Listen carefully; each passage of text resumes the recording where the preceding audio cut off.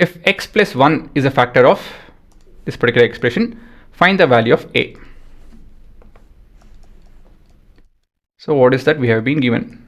We have been given that p of x, or I'll go with g of x over here.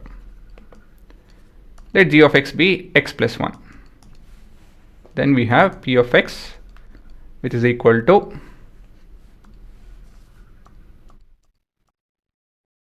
okay, I was thinking of, doesn't matter, it'll work out. Anyways, coming back, so g of x is that, p of x I'll call it as ax cube plus 1x square minus 2x plus 4a minus 9. Okay guys, and now we have another set of information that g of x is a factor of p of x. Okay, so how will this help? Well, we know that whenever we get factor, what is that we have to use? Factor theorem. What does it tell? If something is a factor, then the remainder has to be 0. Actually, it's the inverse, but I'm going with the other way around, because we have the remainder as 0, it's a factor, but we are telling that since it's a factor, the remainder should be 0. How will you find the 0? Using the remainder theorem. Okay guys, quite simple. So we have g of x is a factor. So what is the remainder factor theorem and the remainder theorem tell?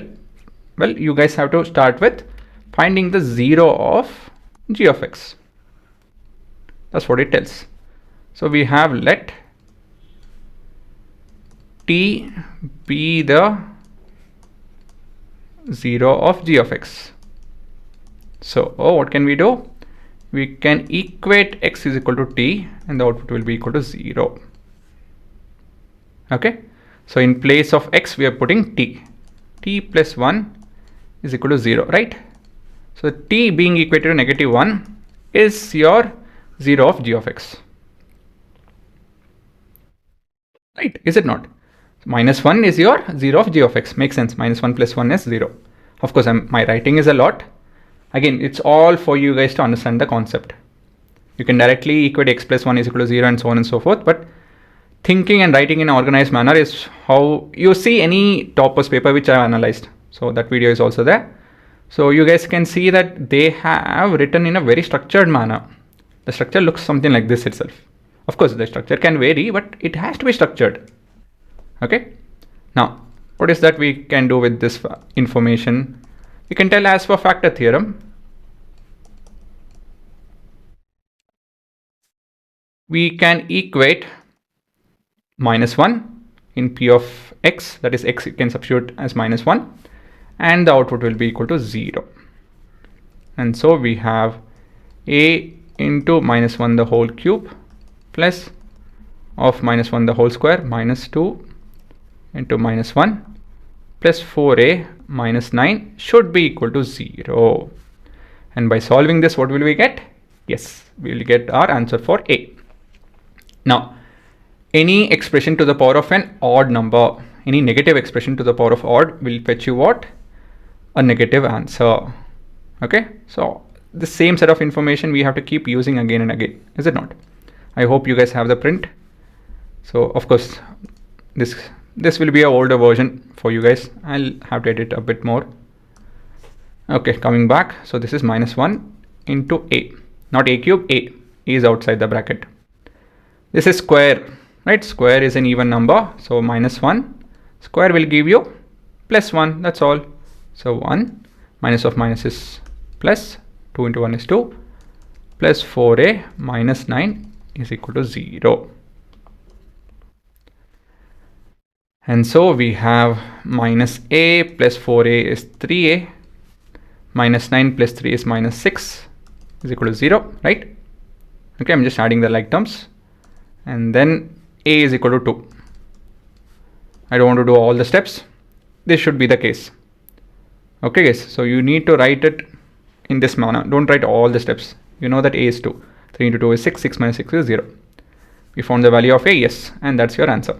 Again, you guys can put the value of a over here and put x plus 1 over here and so on and so forth. Right, do this, execute it, and check out the graph meeting along the x-axis at a single point. So it will meet at 1 - 1. We can do that, but I'm feeling lazy, guys. Okay, let me do that of verification. So we have 2x cube plus x square minus 2x plus 8. 4 into 2 is 8, alva. Is it not? Minus 9. That is your p of x. And g of x is x plus 1 itself. Okay, nothing changes over here. So 2, 1, minus 2. Oh, 8 minus 9 is 1. Minus 1. Okay. So 2, 1, minus 2, minus 1. 2, 1, minus 2, minus 1. I'll forget it. But let me see. 2, 1, minus 2, minus 1. 2, 1. I'll just make it as plus 1. Minus 2. And we have minus 1. And that is x plus 1 if I'm right. Where is it? Yeah. Okay. 2 plus 1 minus 2 minus 1. Yes. I hope. Wait. Is this still running? Let me start. Right. We can see that they're meeting somewhere. Let's see that somewhere. See, the dividend has 1, 2, 3 zeros. Right. But the divisor and dividend meets at only one place. Okay. And that happens to be, you can clearly see. Okay, I should have not done that. Sorry, my bad. Can you see that? This is 1, right? Minus 1, see? Okay. Even I got, I was confused, right? Why is it 1? There's some overlapping and stuff, I guess. So you can see at minus 1, this is the x-axis. This bold thing is your x-axis. Both the graphs are meeting. So we have minus 1 to be the 0 of both. And we can see the concept that yes, this is a factor of this. So this is how everything mixes up. Knowledge, things are connected. Okay guys, so you can pause and have a look at the answer.